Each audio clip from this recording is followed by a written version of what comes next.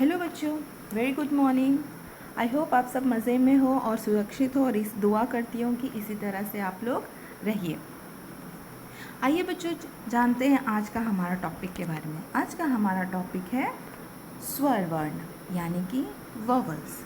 Vowels तो ऐसे कुल मिला के हिंदी में 13 होते हैं, मीन्स 13 होते हैं। लेकिन ये भी जिस तरह से व्यंजन वर्ण भी टोटल 39 होते हैं, लेकिन वो व्यंजन के भेद में बटे हुए हैं, उसी तरह से स्वर वर्ण भी उसके भेद में बटे हुए हैं। यहाँ से यहाँ तक किस प्रकार से बटे हुए हैं ये हम जानकारी लेते हैं। उससे पहले ये पढ़ लेते हैं कि स्वर वर्ण है कहाँ कहाँ से कहाँ तक होता है। स्वर वर्ण बच्चों आप लोग को अच्छे से पता है कि ये अ से लेके आहा तक होता है। आ से लेके आहा तक होता है, और उसको कुछ इस प्रकार पढ़ते हैं: अ, आ, ई, उ, री, ए, ओ, आओ, आहा। तो इसका उच्चारण कुछ इस प्रकार हम लेते हैं, और ये केवल 13 होते हैं, और इनमें से हम मात्राएं प्राप्त करते हैं। आप देख सकते हैं कि हम इनमें से कैसे मात्राएं प्राप्त करते हैं। देखिए, ये जो पहला आ है ये सभी व्यंजनों में ऑलरेडी रहता है। जैसे कि अगर हम बोलते हैं कि का है, अगर मैं कहती हूँ कि का है, तो ये का में ऑलरेडी आ रहा है। इसे कहते हैं छोटा आ, यानी ये आ जो है सभी व्यंजनों में शामिल होता है। क्योंकि जो व्यंजन होता है उसे हम इस तरह से लिखते हैं, जो व्यंजन होता है उसे हम कुछ इस प्रकार हलंत के साथ लिखते हैं।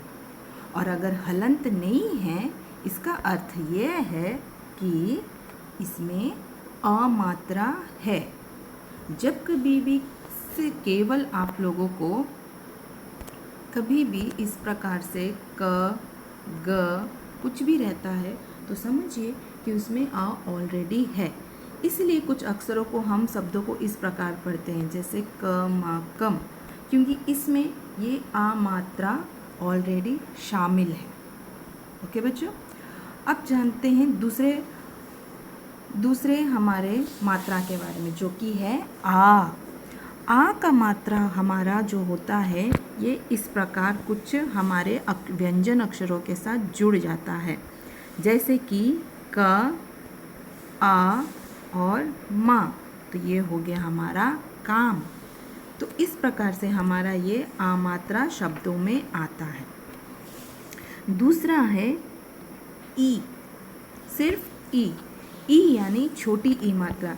ये जब कभी भी हम कोई शब्द लिखेंगे तो उसमें हमारा जो ये जो मात्रा है ये कुछ इस प्रकार हमारे लेफ्ट साइड से होके जाता है।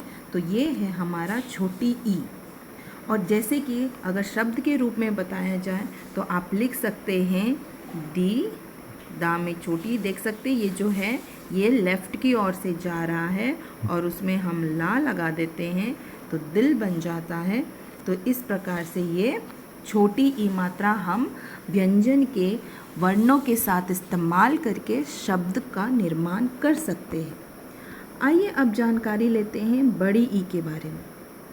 बड़ी ई कैसे, जैसे कि झ, और उसमें ये राइट साइड से आएगा, और उसमें अगर हम ला लगा देते हैं तो ये हो गया झील।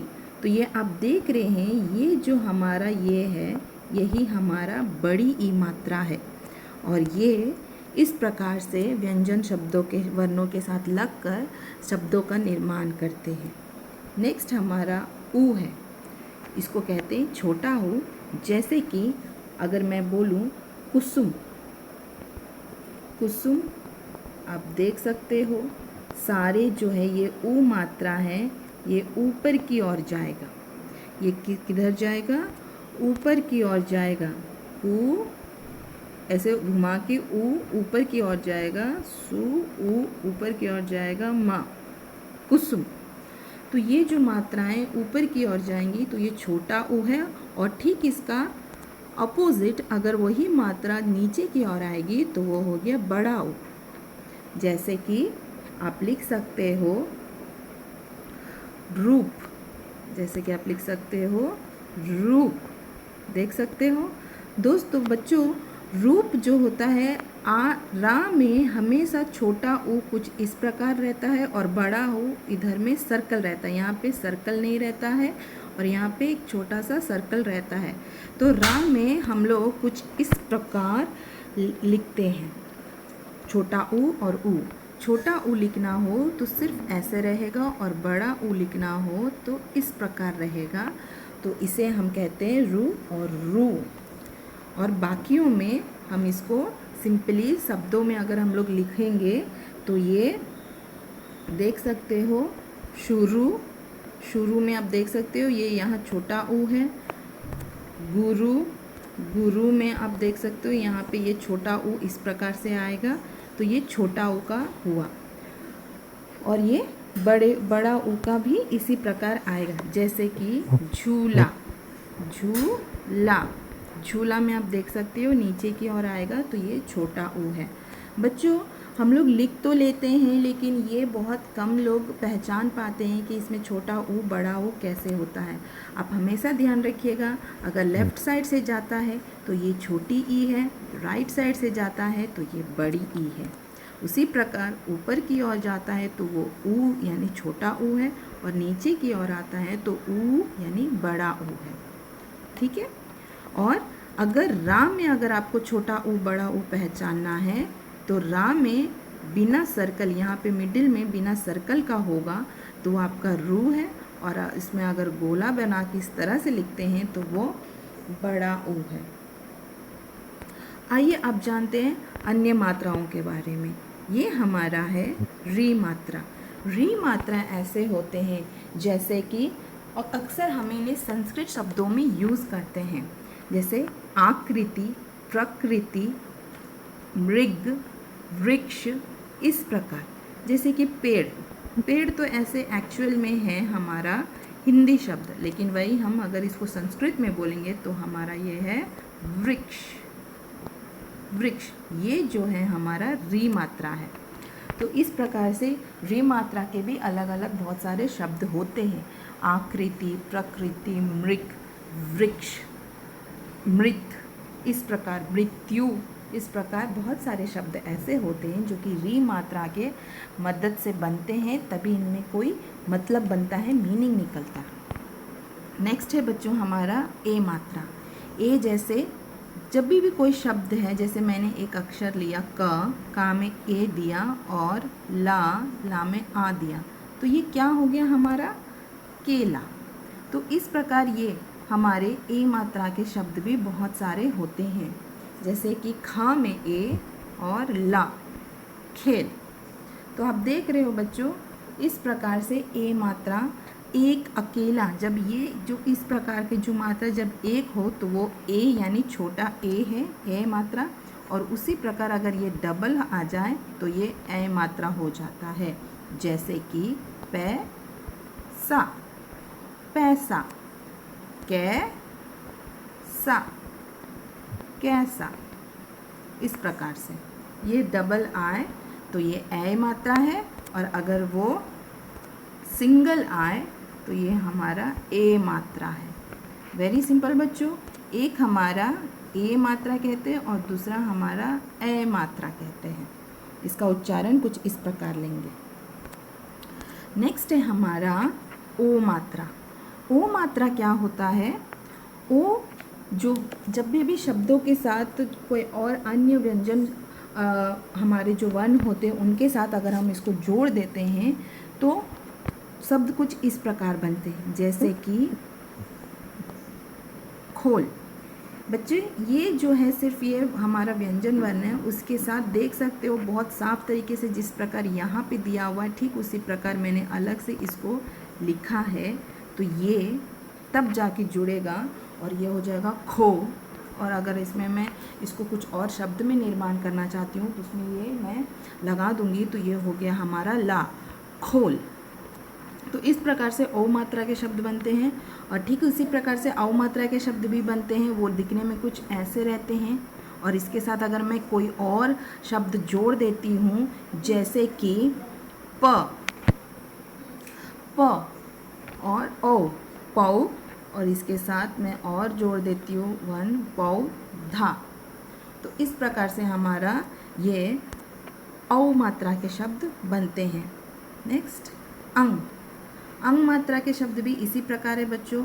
जिस तरह से ये देख सकते हो कि आप ये जो है किस तरह से ऊपर में जो बिंदु लगा है जिसे हम कहते हैं अनुस्वर कहते हैं, इस अनुस्वर के माध्यम से किस प्रकार के शब्द बनते हैं।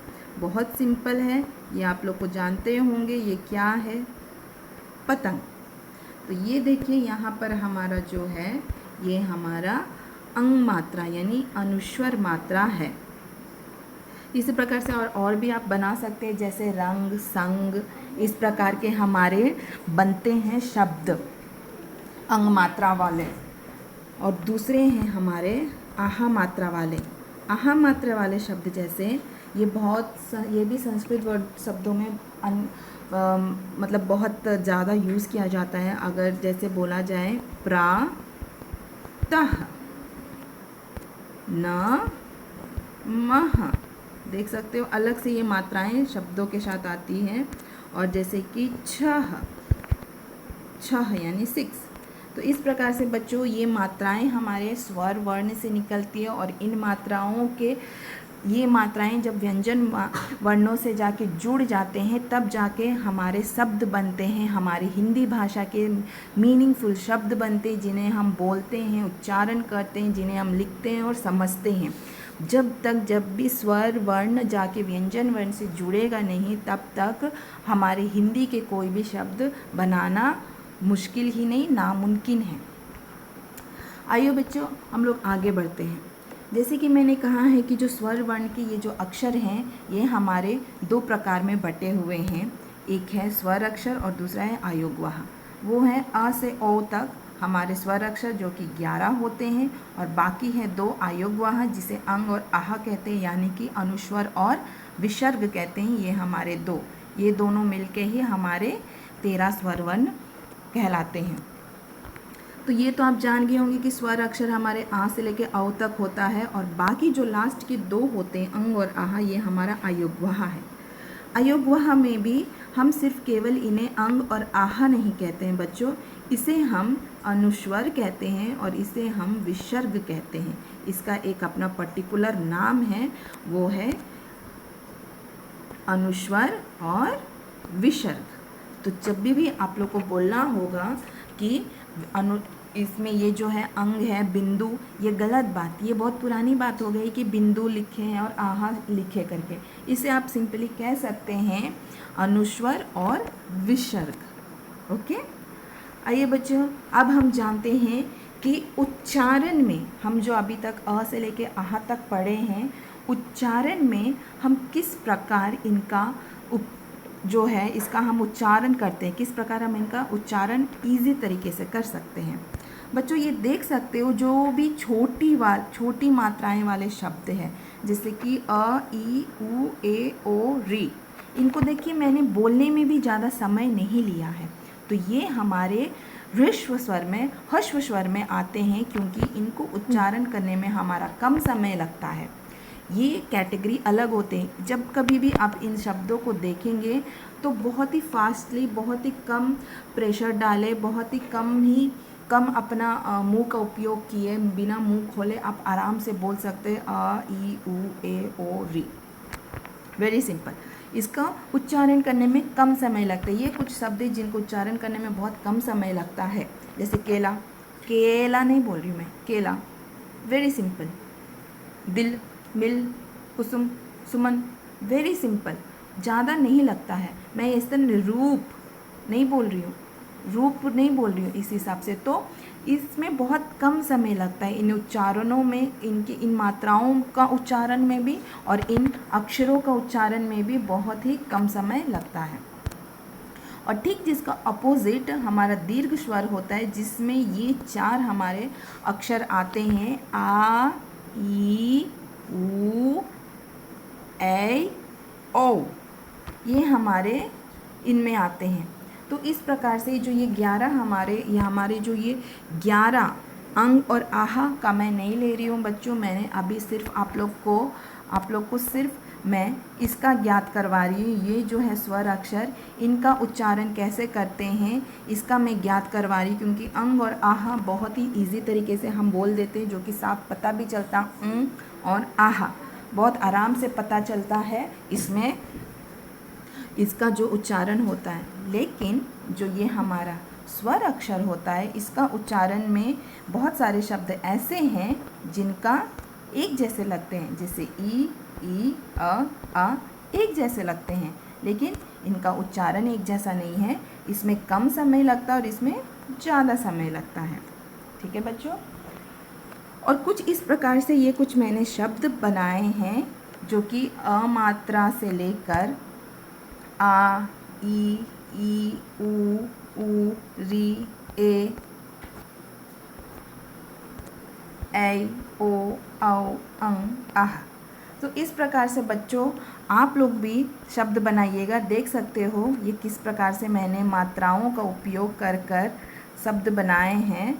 इसी प्रकार से आप भी इन मात्राओं का उपयोग कर कर शब्द बनाइए और मुझे ज़रूर बताइएगा। ओके बच्चों, आई होप आपको आज का क्लास ये समझ आया है और इसी प्रकार से उच्चारण किस प्रकार करना है, और अगर व्यंजन वर्णों को किस प्रकार से हमारे स्वर वर्ण के मात्राओं से जोड़कर किस प्रकार से शब्द बनते हैं, इस चीज़ का भी आप लोग को ज्ञान हुआ है। और किंतु इस सबके उपरिक्त आप लोग को क्या करना है, प्रैक्टिस करनी है। इस प्रकार से उच्चारण करना है ह्रस्व स्वर और दीर्घ स्वर में आने वाले अक्षरों का, और इनका मात्राओं से किस प्रकार के शब्द बनते हैं इसका आप ज्ञान ज़रूर रखिए। इसको आप प्रैक्टिस करते रहिए और ये नहीं भूलिएगा कि स्वर वर्ण में स्वर सिर्फ 11 होते हैं, आयोगवाह होते हैं, बाकी 2 जो होते हैं वो आयोगवाह होते हैं। तो जब कभी भी पूछा जाए कि हिंदी वर्णमाला में स्वर कितने होते हैं, तो आप हमेशा कहिएगा 11 होते हैं, क्योंकि बाकी 2 आयोगवाह होते हैं, वो स्वर नहीं कहलाते हैं। थैंक यू बच्चों, I hope you enjoyed this video and learn more things about स्वर वर्ण. So thank you and have a good day.